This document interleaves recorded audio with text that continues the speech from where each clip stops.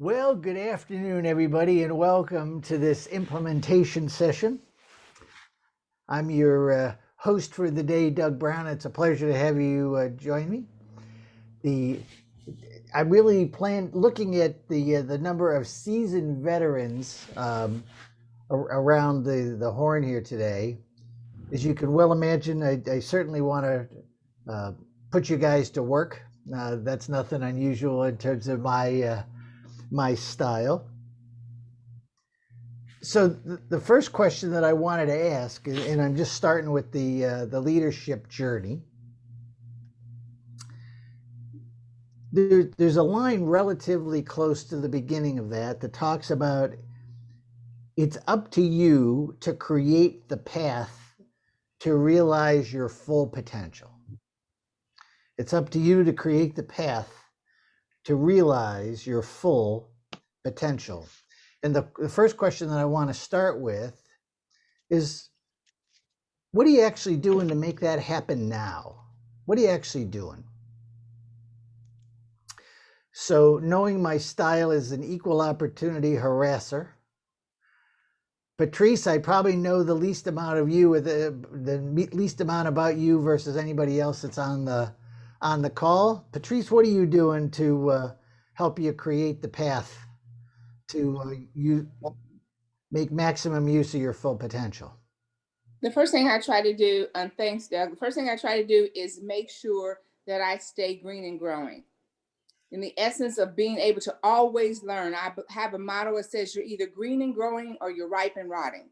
Huh. And so in my life, I believe in being a life learner and being green and growing. So that's the number one thing that I try to stay current with an open mind and stay green and growing.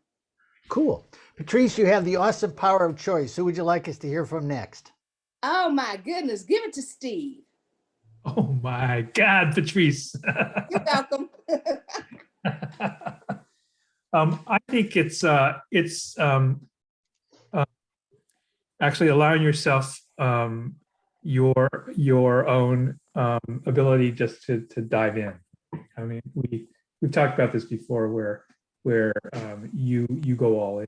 So allowing yourself to be able to do that, and now Steve, I have a request, if you don't mind. Can we move this to first person? Sure. For the session today. So let's talk about what I am doing, so to speak, as opposed to what you and the mouse in your pocket could do. Doug, I'm sorry, but I'm trying to find what you're referring to, and I don't even see it on the first page. So what is the question you're asking? It's up to you to create the path to realize your full potential. And that's part of your leadership journey? With any luck. And so my question is, how are you doing that now? I mean, I don't know it may be in a particular subsection of that chapter. So Steve, with your permission, if we can move this from what we can do to what I am doing, that would be helpful for this conversation.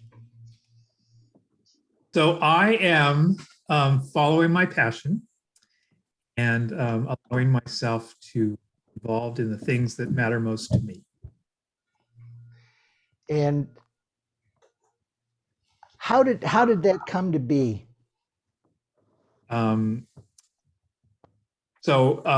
There were things that I'm very passionate about, and there are very things that I find very important and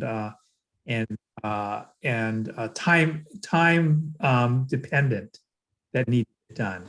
And so out of those various criterion, I have been involved with a lot of things related to my volunteer work, a lot of stuff that I'm dealing with in terms of a long-term strategy for aging in place. Yep. Been taking a significant amount of my time. And to continue, like Patrice said, to stay green and to grow. And I continue to do that through my work by coaching, but also in some of the peer forums that I run and be part of the community that I'm part of that generates that. Cool. So that's a long-winded answer, Doug. So That's right. Who wants to hop in? What do you Do I get to do choose? I create get to the choose. path? What pardon? Just want to make sure that what I'm just reinforcing to the group. The question on the table is, what are you doing to create the path? Steve, you can choose or you can punt. So I'm going to choose Charles. Yeah, I think a lot of the comments have been good. I think goals is a good part of it. And I think having a goal that kind of moves you out of your comfort zone, something that's a little bit of a stretch. I just think of being aware of what's working and what's not working, and addressing it if you have passion for it. What's the difference between kind of living a path versus creating a path? And I'll throw that open to anybody who's brave enough to answer before I ask Arnie for his input. I'm lost. I'll take a shot. Virginia, When go I ahead. think of, when you say living a path versus creating a path, living a path, it to me has a more, I don't know, it has a more passive connotation to it. And I think for me, it's a combination of living and creating. I mean, there are certain things you can't control that are dealt with you as you travel along your life's path, but the creating part is looking at what you can control and what you want to make of it. So, from your experience, what percentage of people that you've typically coached and so on do you think are kind of living the path versus creating the path? What are they hiring you to do?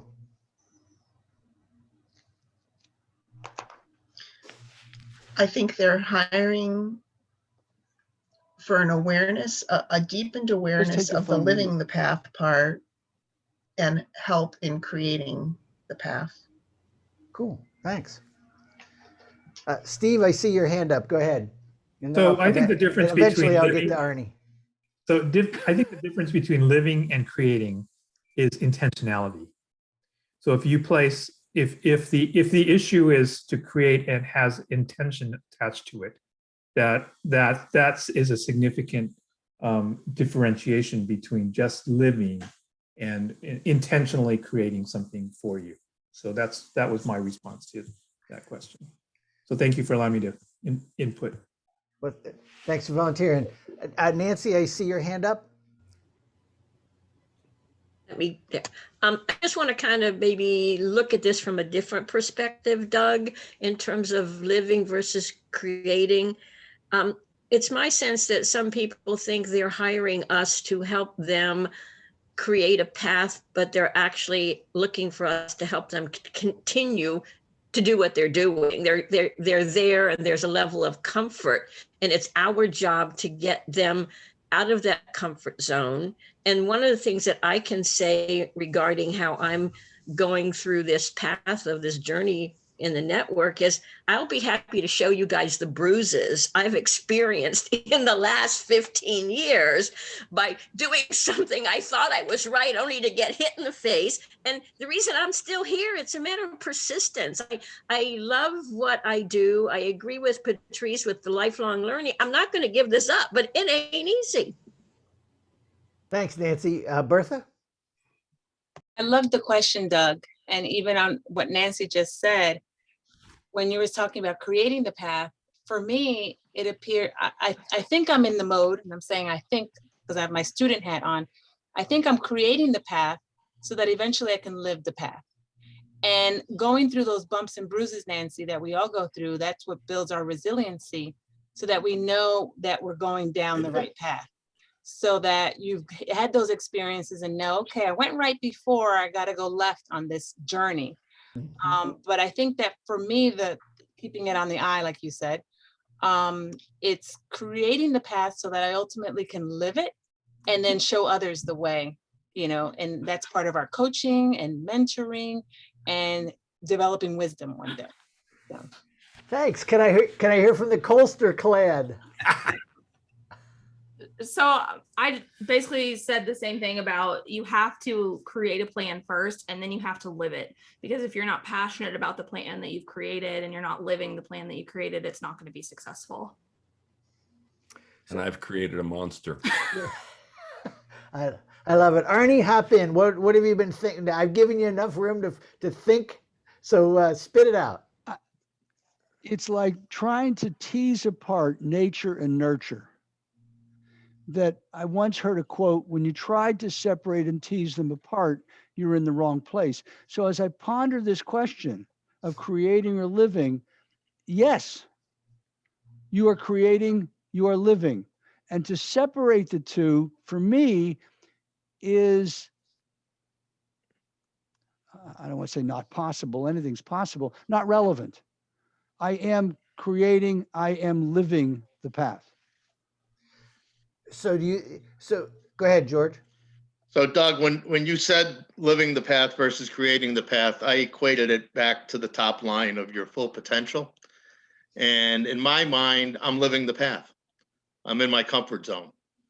And really creating the path would be getting myself out of my comfort zone and challenging myself to realize my full potential. So that's the way that I looked at that. Thanks. Charles, I saw your fingers go up.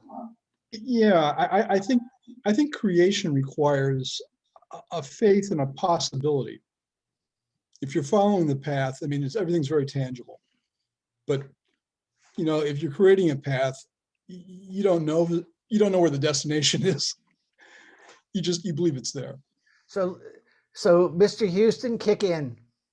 So I was, well, first of all, I've been fascinated with the feedback here so far. That's what I love about these learning labs. But secondly, it's the spirit of renewal. You can be, and many of us have been around, for a long time, and you have to constantly renew. So last week I went on sabbatical and I started my second book. And if I thought the first book was a challenge, the second book was really a challenge, much more than I anticipated. And I love that because I learned from it. So I'm going to learn as much from writing the book as I hope other people will learn from reading and using the book. So that over the last couple of years, that has been very, that's really put me on the living the path idea even more, because it creates let's call it a record, a biography or a legacy of, this business and what we all try to do in this business, which is help other people reach their potential. Cool. Yeah. Bob, you have any comments? Yeah, I've been listening carefully, and a couple people said pretty much what I had in mind about this living and creating. I like this idea of spirit of renewal. That was really excellent, because I think by creating, you're always renewing. Things are always changing, and there are things in front of you that you can discover and then deal with when you get to that point of discovery. If you hadn't discovered something, you're doing the same thing you would have done before. And I think that the idea from your first question, I put some notes down here about prioritizing. What I try to do in order to move it forward is prioritize, put energy into it, and stay focused. And the focus will be on trends, materials. The affiliates right here. These meetings that we have a couple times a month are a really great way to stay focused and see what's new and what's going on. And then to also spend a little quiet time, not quite a sabbatical, but a little quiet time to just think about what's next. Have a quiet moment and just say, well, where are we going? And step back just a little bit. Thanks. Tom? Since you were going to call on me eventually, Yeah, guilty as charged.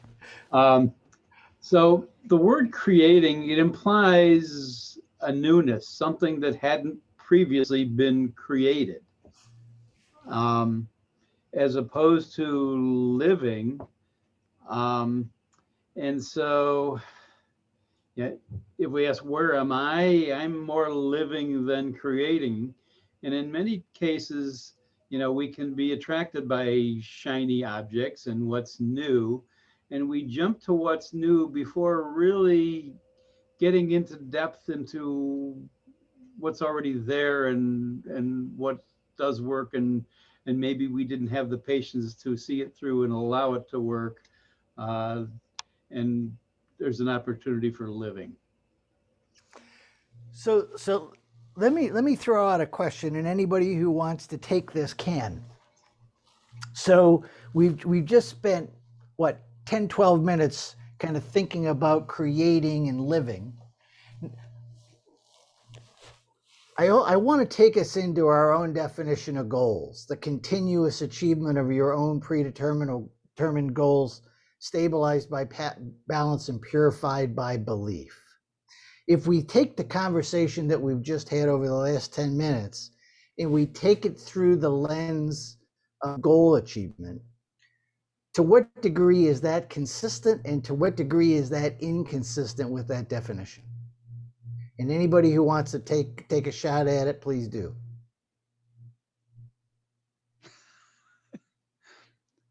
Wow, I see a lot of smoke in those above those heads. You made my head hurt, Doug. I was trying to follow your question and you made my head hurt. So when you think about goal achievement is the continuous. Yes. Not achieving, continual achieving, moving toward. So is that living or creating, Arnie? Yes. No, I mean I'm trying to tease apart living and creating, and I can't, because creating life is creation. So creation equals life. So let me just ask you one question. Yes. In your mind, how do you define the word coast? Coast? And I'm not talking about where oceans are. No. The word coast. What kind of synonyms kind of pop into your mind? Death. No, death. Coasting is death.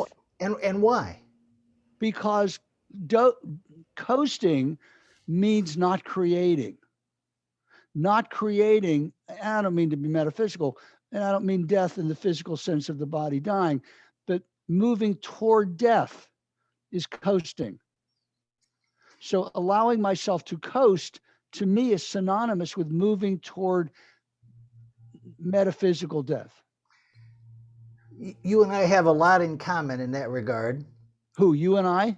Yeah. That's scary. Because that's it, right. Go ahead, Patrice. But couldn't you also consider there are times in our life when we need to do that pause? Because there's so many other things going on, that our goals are not always a short-term goal, but it may be something long-term, and we wrap it up so much in having a date time group that we throw it up under instead of a season in our life. So I think sometimes we do have to take that pause, when we're dealing with things that are a little deeper than the surfaceness of how we think about things. I'm gonna give you an example. I'm gonna give you one way back. When I was in the military, I was young, and I'm gonna go way back, because one of my goals in life was to have a VCR with a Betamax unit, and be able to have this great big TV. And I was living in Korea. And when I finally purchased that TV, I said, I've arrived. I'm like Janet Jackson, I'm in control. But then after a while, after I paid for that TV, I realized that wasn't what my substance was about. And sometimes I think we have to stop to take that melancholy pause to see whether or not we need to continue on that route or to pivot in a different direction. Isn't that consistent with the purified by belief part of that definition? Absolutely. And sometimes we think what we want at this stage in our life is really what we're about. And then we have COVID, and then our whole dynamic switches. So the things that were important before are not important anymore. So what do we do then? Do we go to neutral and regroup, or do we just continue on the path that doesn't give us our wholeness? Wouldn't it be interesting if that had something to do with balance? Rick? Just to use a metaphor and just a pictorial thing, when we talk about creating versus living, I think of a path, and we think of a path, but think of a a jungle path, as you're cutting through a jungle path. And in my brain, I've got a machete and I'm chopping through the jungle, creating this path to where I need to be and where I need to go. Now I'm walking the path. To me, that's living the path. But I think, Patrice, you're absolutely right, because sometimes you have to stop and sharpen the machete because you've been working so hard creating. Then you have to spend time living in that path, in that time. Does that make sense? That was what just popped into my head to say, if we're continually creating, chopping those, I'm thinking about this big jungle, I'm chopping woods, chopping down the trees to get there, and trees and bushes and all that good stuff. But I'm making a path to live, so then I can live back and move back and forth to wherever I have to go. But I have to stop and sharpen. So, Patrice, I think you nailed it. I'd like to respond to something, Doug, if I may, that Patrice said and Coach Rick added on to, is when we see goals as something that's either short-term or long-term, and then we try to define what's short-term. Oh, well, short-term is this week or this month. No, short-term can be the next 37 seconds. So that when Patrice says, do I stop and step back? Absolutely. Every so often we must say, am I on the right path? Am I creating that which I want to create? But then, well, what do I want to create in the next meeting I have? And that's a goal. what do I want to create tomorrow? And so that even in this period of coasting, we are still training ourselves to be looking at the short-term goal. I'm doing something in 2 days to a group about goal setting. And I'm beginning with a TED Talk about just this very thing, about creating a goal for the next meeting, creating a goal for right now, something coming up. And so the goal setting can become granular at every moment. And if we have the long-term that's in front of us, we keep moving toward that longer term. And that can change, Patrice, as yours did. Your first long-term was this piece of equipment. And then you got the piece of equipment and crap. That's okay, fine. You're on track. Good. What's the next one? And you may want to coast for a while because you're not sure. But in that coasting, you keep setting the next short-term half hour, 2 hours, 3 hours. What am I going to do? I'm going to meet with Doug. What do I want to accomplish in the meeting with Doug? Gee, I want Doug to feel good about something. And I try to do this with every client I'm meeting with or every meeting I'm having. What is my goal for that meeting? Then sometimes just to get to know somebody. Good, that's a goal. And I'll step back again. If I just want to do one quick build. One of the things, build off of what Arnie just talked about as a takeaway from today. If you capture the acronym FUDR, F-U-D-R. Okay. This is a Mike Sleppin, Arnie. Go ahead, I'm waiting, right? So you know it's gold. good. I've heard it. It's gold. Go my pen. At the end of a meeting, at the end of a talk, at the end of a letter, at the end of a presentation, what do you want people to feel? Yeah, understand. What do you want them to understand? The D is, what do you want them to do? And the R is, what do you want them to remember? And if you can't answer those 4 questions, you probably have no business either starting that meeting or doing that talk. It makes it so much easier to build back when you have real clarity on those 4 questions. Nancy, good thought. Nancy, you're up. Oh, I was going to follow on to what Rick was saying, though, and in terms of maybe having a more visual example of what we're talking about in terms of goals and moving towards a goal. And ironically, the thing that popped into my mind, if you haven't seen it, years ago, there was a movie called The Way with Martin Sheen, and his son was walking the El Camino. Now, for those of you who aren't familiar with El Camino, it's a spiritual path that goes through France and Spain and ends up in a monastery. And it's one of my bucket list, but people go there for many reasons. And his son was on the path and he was killed. So Martin Sheen was challenged with retrieving he wanted to understand what happened. And then also Shirley MacLaine did actually walk the El Camino, and she documented it in a book. But it's kind of what we're talking about. The end goal is to get to that monastery. And everybody who starts the El Camino assumes they're prepared. They thought they've done their research, but as they walk along the path, things happen. You know, good things happen or bad things happen. And what do? It's kind of like Arnie. We might have to stop. Maybe we've sprained our ankle. Maybe we can't go forward. Maybe we have to come back. But I love the story, and I think it's a great way to have people wrap their head around some of the things you're talking about. Thanks, Charles.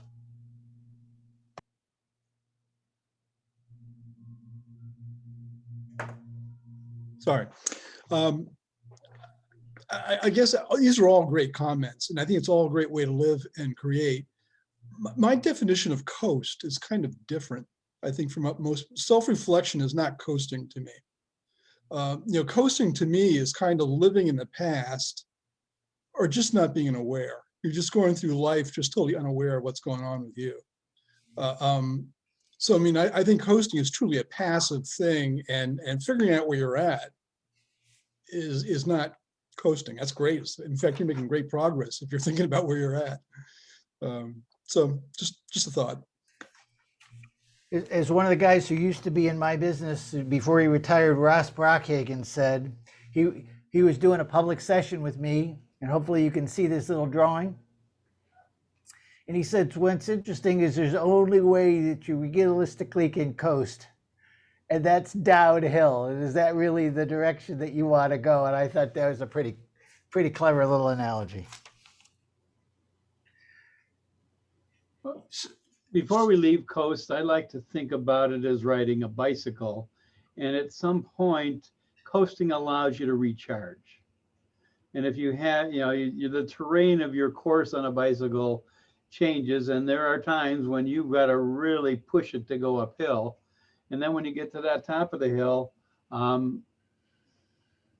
think that because you can't be pushing all the time, coasting allows for a certain amount of recharging. So you're thinking of coasting is the equivalent of recharging and not just coasting.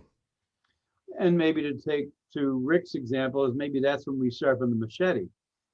Yes. So that when you do have to go uphill again, when you do have to hack through the brush again, you can do it more effectively and you're not out of energy. But see, resting isn't coasting. Resting is doing something. Resting is recharging, to use Rick's metaphor, and to use yours about sharpening the machete. And what I was likened to is when you drive an electric car that's using regenerative braking, you can't coast, because the moment you take your foot off the accelerator, the car slows down because it's using that energy to regenerate the battery. So coasting takes on a different meaning. And so that's, again, it's just using metaphor. Yeah, I used to love that from one of the futurists used to talk about that a gazillion years ago before it actually got turned into mechanics. Somebody like the University of Michigan or something like that had invented that a million years ago. Tom, go ahead. Doug, I'd like to ask you a question, if I could. Do you think that our clients hire us more to help them with the living or the creating? For me, I think, for me, my answer to that is I think they hire me to help them more create than live. But I think if we think about what percentage of your clients are operating versus possibility versus necessity, I think the higher percentage of my clients that living in the possibility are interested in me creating. I think the people that are basically in necessity are coming from probably more the opposite, because they're basically trying to figure out how to get the impediments out of their way. That's a different mindset than capitalize on all the opportunity. The same way the opposite of pleasure is not pain, the opposite of pleasure is no pleasure. And the opposite of pain is not pleasure, but the opposite of pain is no pain. Calling in the delegation from Texas. So I agree with you. I think that our clients think that they're hiring us to create a plan, but what they're actually hiring us to do is to help them create a plan so that they can live it. Thank you. Thank you. Let me, I want to ask one question of the group. And there's a line in there that talks about having a unique purpose. And I want to ask the question, and I'm not looking for an academic answer on this, by the way, I'm going to warn you. Do you think a unique purpose is really worth thinking about? Is a unique purpose really worth thinking about? Why bother? Tom? And then Bob. Thank you. That's a great question. And I'm just starting to think about it. So in helping people answer that from the unique perspective, you know, we all bring a unique frame of reference, a unique skill set, a unique well, talent, if you will, to use. We all have a unique talent DNA, if you will. And so as we get clearer about that, how do we take that talent and use that to make a difference in the world? And so, you know, from a purpose standpoint, we get to, okay, what's my role in the world and how do we make a difference? And because I have some developed gifts, some God-given gifts or whatever, how do I align the gifts that I have to the difference that I can make in the world? Does that help? So does that make it unique? I mean, you know, unique, if we go all the way back, unique means one of a kind. I wouldn't get hung up on the uniqueness. So if we have 8 billion people in the world, just to pick a random number, although I suspect it's more than that, does that really mean that we have 8 billion, you know, unique purposes? I mean, when I listen to a lot of people in terms of what their purposes are, it's what? Why is it so important to be unique and one at a time and one of a kind? I mean, yes, it's in the text, but if you can get a hold of your purpose, you know, is it really realistic to find your unique? How realistic of an endeavor is that? That's why I'm asking the question. Given the amount of time that we work with, looks like Rick has some thoughts, and I will yield. Okay, thank you, Tom. Snowflakes, fingerprints, everything is unique, just like individuals. And by throwing that word in there, Doug, the word unique, you could just say, should we all have our purpose? Well, yeah, duh. Should we have our unique purpose? Is it going to be unique? Is someone else going to have the similar or same purpose as me written out? I'm pretty sure that in 8 billion people, someone's going to come up with the same sentence. But I truly believe our purposes are unique to us because we are individually unique individuals. They're different in every single way, shape, and form. No matter how closely we align, and alignment is the same thing. We're still going to be unique in how we get there and why we're doing it. Our why is going to be different and unique to us. So how do you think that would kind of play out if we took that up against DISC and values or DISC and driving forces? How much do you think we'd find whether that's really true or not true? Steve? Well, I was going to follow on Coach Rick's statement that Go ahead. we all are a result of all of our own individual experiences, and so we see the world and we see our purpose through our own lens. And so, in that regard, each of our own purposes become a unique version of our past experiences. And so in this regard, I'm saying it's unique, and much like what Coach Rick said, there may be shared purposes, but each of us brings our own version of that reality to bear for our clients. And so I 100%. want to put that out. And to because follow as a Go ahead. follow on, Steve, thanks. As a follow on, Doug, if you don't mind, Lauren and I, and she just brought it to my attention, I ran a disc on her just 2 weeks ago. And it might as well be a mirror image of mine. Go figure. Acorns, trees, acorns. Yeah, tree for acorns, yeah, all that goes into. But hers are, they're not exact, but you want to match them up, and you could overlay them, and they're so close and similar in style. But her purpose for what she wants to do with this business and her life is much different than me at this stage. It's unique to her, even with those similarities. I think it's the same for all of us, even with those similarities. So that does make it important to have your unique purpose. Well, and even looking at the exact same business and the exact same discs together, we have different views on where we can take it. Has he told you that's because you're wrong yet? No, he's actually like, whoa, I didn't even think about that. I think too, I cheated and I looked up the definition of unique. So the first definition, Doug, is what you said, being the only one of its kind or unlike anything else. Definition 2 is belonging or connected to, as in one particular person, group, or place. And I think if you think about what people are saying in terms of what uniqueness and purpose means, and that we're all individuals, it also, I think, creates that sense of connection. So my purpose may be similar to Steve's, the way I say it, but it's unique to me in that it gives me a specific connection that helps motivate me to go fulfill that, or that identifies with me as what people see when they look at me. So I liked that idea of belonging to or connected to as being part of that definition of unique. Got it.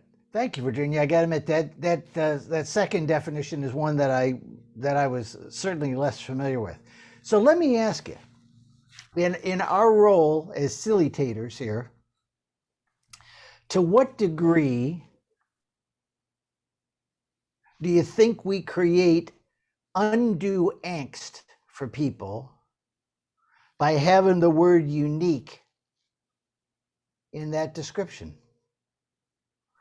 Because based on what I've heard so far, what it really sounds like is making a decision in terms of what you want for yourself.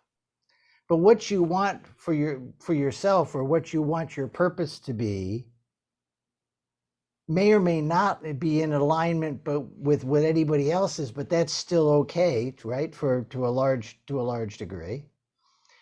But as soon as I say to you, you got to come up with unique, the same way if I say to a group of salespeople, what is your unique selling proposition? Their heads explode. Because now all of a sudden, I think they're probably going to rely on the idea of that Virginia talked about. You mean I've got to come up with a phrase that nobody else in the world has used?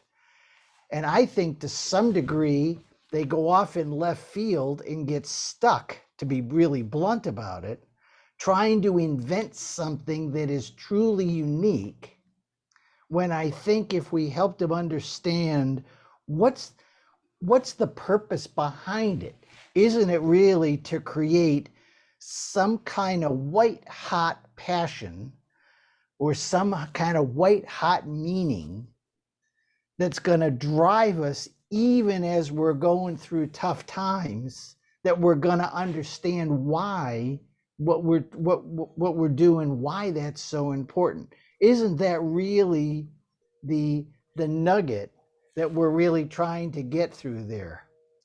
Steve, I saw your arms crossed. What's going on? Oh, I'm just trying to think about as I deal with my clients, and do I create angst with my clients?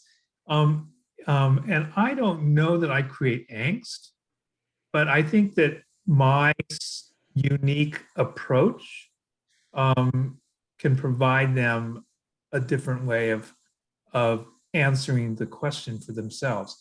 And, you know, they may have worked with other coaches, but my clients seem to find some comfort or some ability to reflect in a comfortable way based on the way in which I interact with them. So is unique causing angst? I don't know. For my clients, it seems like it's allowing them to be more comfortable in reflection.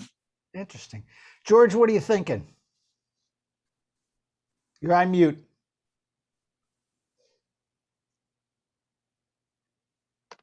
You're I'm muted. thinking, I George. wish that I'd met one of you people many, many years ago. That's what I'm thinking. Because I keep on, I don't do enough business to think about my client base. So when I go to these things, I think about it for myself. And you come to the realization that I didn't have a purpose. You know, I worked for a Fortune 500 company. I had a job that I was really, really good at. And if I could have taken my disc then, I would have realized it really fulfilled what I wanted to do in life. I'm high altruistic. I had a job. I was the head of inventor relations for Hasbro Games. I went around the country looking at people's submissions. I had a lot of experience. I was good at it. I could give them ideas on how to make it better. And they dangled a promotion in front of my face. And I jumped at it and I went to be a vice president of marketing. And it defied my purpose. No, it didn't. It ended up, yeah, it did. No. I ended up doing something I didn't really want to do. But you served others by doing what you did. Yeah, I understand that. But when I hear this conversation, you know, it makes me realize that I still go back to the path. You know, I mean, the path to me is getting up every day and just doing whatever's on your calendar. And creating a path is having that calendar look different once in a while. And doing things that you don't think that you're good at. So I'm doing a lot of reflection here as I'm listening to all you talk. So I'm going to make you reflect a little bit more before I kick it over to Arnie. And that's if you were having this same conversation with a group of high S's and C's, how would this conversation be so totally different than if you were having conversation with high D's and I's? Arnie, go ahead and pick it up. I have to reflect back because I used to struggle a lot with purpose and the purpose question and whatever. And I have to credit David Herlinger when he had said, we all have the same purpose, is to contribute and help others. And I said, wait a minute, exactly. That's what I want to do. Now relate that to most of my work is with business owners that want to grow their businesses. And I always ask the question, what's the purpose of your business? And the purpose of the business must be client focused, meaning what benefit will you provide the client? Now, a shoemaker is going to be different than a guy selling ice cream, but they're both serving clients in their way. So their purposes are the same, but they do it differently. And so if I'm working with an individual, first of all, he says, I don't care about serving others, you probably won't hire me as a coach, because I believe that serving others becomes a common purpose to all of us, however we define that. And then how we do it is the differentiator. Then I'll step back. Thanks. George, what are you thinking? I've struggled with purpose for 30 years. And what a breakthrough. What a breakthrough. Excellent. Thank you, Arnie. No, thank David. He did it for me. And I was his coach and he did it for me.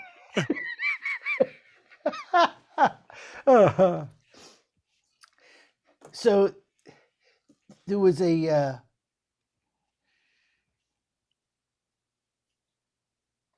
there's one I know we're going to be running out of time here, but there's I want to do one more little discussion item, if you will.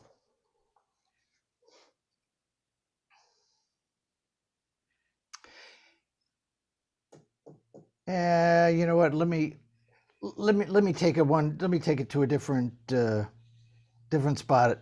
There was one thing that immediately struck me It talked about, the sentence itself was, one additional degree of personal growth today can make a big difference in your positive impact tomorrow.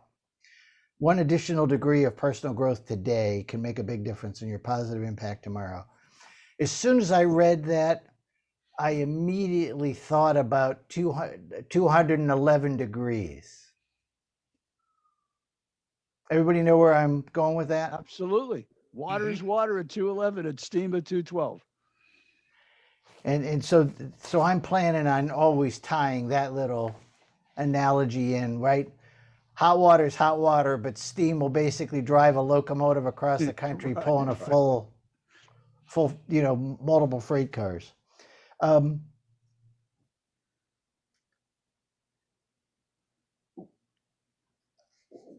There was a section late in that chapter that talked about reframing past errors.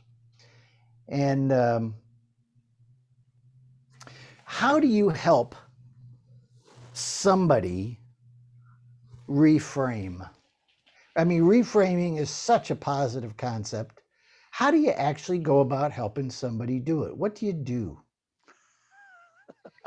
One thing that I do is I always ask them, what did you learn from that? And with depending what I'm working with people on, I ask them to define the best job they had and the worst job they had, the best boss they had and the worst boss they had. And then the question is, what did you learn from that? How did that help you grow? Okay. How is that reframing? It's shifting the experience of worth to something that became beneficial and caused the person to look from something that they classified as bad to something that benefited them or something that was good. Is there any difference between reframing and changing perspective?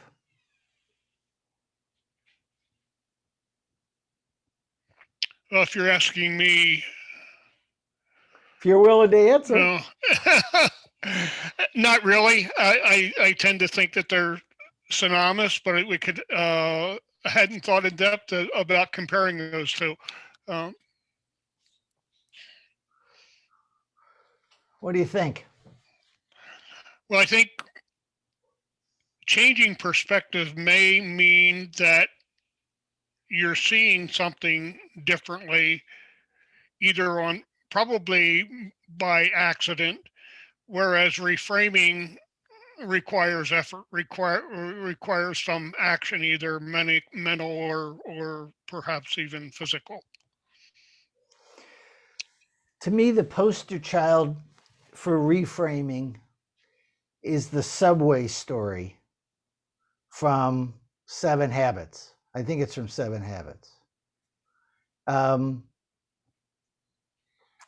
Quick, just so I don't waste time. How many people know where I'm going? Not enough. Okay. So here's the story. A guy is in a subway. They're riding in the New York City subway, and there's a guy sitting across from him, and he's got 2 young toddlers. Let's say for purposes of this story, 2 and 4 years old.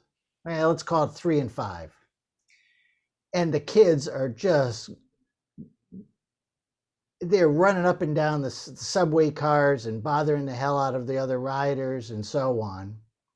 And the guy's immediately, he's just getting so annoyed. Why won't this parent mind their children? I mean, how could they be so inconsistent or so inconsiderate to be rude to the other passengers? And finally, he gets enough gumption and he says to the parent, hey, can't you see what's going on here? Why aren't you paying attention to your kids? And the guy immediately says, I am so sorry, but we're coming from a funeral and the kids have just lost their mother, and I don't have any idea how I'm going to handle being a single parent. What just happened in your brain? right? It went from totally inconsiderate SOB to, oh my God, there for the grace of God go I. That to me is the story that I talk about in terms of reframing, but it's also the whole idea of changing perspective. And so sometimes I don't, when I've written articles and so on perspective change, I also tend to think about, what new facts or what nuances, kind of are coming into this situation that causes me to think about it differently. My experience is it's really hard for the average person to reframe on their own. It almost always is prompted by somebody doing something to cause that reframe. I don't think it's a gift that's well distributed in the population. But if anybody feels differently, please let me know. Arnie and then yeah, Charles. Yeah, I'm sorry, I'm jumping in again. But in my own life, my reframing has come with age and experience. And that, Doug, I'm very familiar with that story, and I probably read it 30 years ago. And the moment you started talking about it, I knew exactly what it was, because I've used that and lived it. And I've had terrible situations that I couldn't see them for what they were until there was distance. And so that many of us, we must think about how we're seeing something and then step out of ourselves and see if we can see it from a different perspective. So if I'm coaching somebody else, I will ask them to do that. And then using stories like you told to demonstrate that. And that was a brilliant story. Thank you. Charles? Yeah, I'm going to sort of follow Arnie a little bit. I think time is the alternative. Time will, perspective to me is moving to a different place. Yes. And the value of what I do is or another person is doing it quicker. I mean, you can prompt a line of thought. Huh. I call my business accelerated achievements. That's why you can prompt a line of thought, move it, speed it up. The time will do it. If you enough time goes by, you'll see different perspective. You'll move to a different place. Bertha, jump in on this one, if you will. What are your thoughts? Yes, as you were telling the story, Doug, I thought about paradigm shift, and how things do change for you. Sometimes it's for the person, if it's time, like Charles said. But sometimes other people need, and this is the value of what we bring to our clients and to the world, is just seeing it from a different view. And when you just look at the word reframing, and I think of it in terms of the tangible. So if I have a picture on the wall and then I reframe it and put it in a whole different mantle, now I'm seeing it differently. And there's so much value now in the different colors and the different way that the light hits it and the different experience. So I think that what the conversation that you're bringing today, I'm taking a lot of value from it in terms of my own journey and looking back and how that can shape for the, my future. So that's magic. Thank you, Bertha. I asked you about what your clients want because I was doing versus being. Yeah, I just had this conversation last Thursday or Friday with another coach from outside the network, and that concept is still rattling in my head. And where did you ultimately come out on it, Tom? It's still rattling in my head, Doug. No, I heard that, but I mean, where were your thoughts as you were going through it? Well, a lot, basically, so this was a person who was another coach, and the scenario was, and we don't have much time, so I want to guard that carefully, but I think lately my clientele is gone up the org chart to where I've got 2 CEOs and an executive director among my coaching clients. And I think that they don't think about being as so much. And I think maybe, it's we can let our process do the work by helping them discover the value of being, and to have, you must become, and what have you. But they've got business problems to solve. And yes, they understand their behaviors getting in the way to where there's maybe part of the being. But initially they don't know what they don't know. And it is about, what do I do? I think our ability to help take people places that they wouldn't normally go for by themselves is a critical element of what we can do. I'm going to give you a couple of minutes back. But when you think about what you experienced here for the last hour, can we agree it was anything other than Miss Mary's book report on wayward leaders? Absolutely. I stayed in and around the content, at least on one of the chapters. But my main goal here was what? To create, to give you an opportunity to think, right? Now, that's something that I got to admit. I mean, I've coached a lot of you guys on the call here, so some of you have experienced this firsthand already. But to me, I love that line from Henry Ford: "Thinking is the toughest work we'll ever do. That's why so few people do it." I love that, and I'm thinking about, back to Tom's question, to the degree that we can, and I'm going to use this on purpose, that we can make people think. And we do that predominantly through the questions that we ask, in addition to some of the anecdotes and so on. I really do believe that that's where a lot of our value creation really comes from. I know that I tend to be more theoretical than a lot of other people. I get it. But my thought process is, if I can take people out kind of beyond where they would normally go, they can always pull it back into where they're comfortable. But my thought process is they're never going to pull it all the way back to before we started. There's always going to be some element of growth there. That whole line, a mind once stretched never goes back to the original dimension. I really do believe that that's true. And so I don't lay awake at night trying to play, stump the band, and, in terms of what questions that I can ask to make people's heads hurt. But I really want to make sure that if people are reading and listening to the stuff, almost all of the questions that I'm trying to do is, how do we make this stuff really come alive without just asking people to write down 3 things that they can do? Because while you may be able to get away with that once, trying to get away with that 11 or 12 weeks in a row is probably not going to work. It's going to be Groundhog's Day. But by having a kind of a unique conversation about subject matter, by asking, I only took 3 or 4 sentences out of the whole chapter, but somewhere along the line, we managed to fill an hour discussion on it. So I've got 3:59. Wendy, I'm going to turn it back to you for any final comments.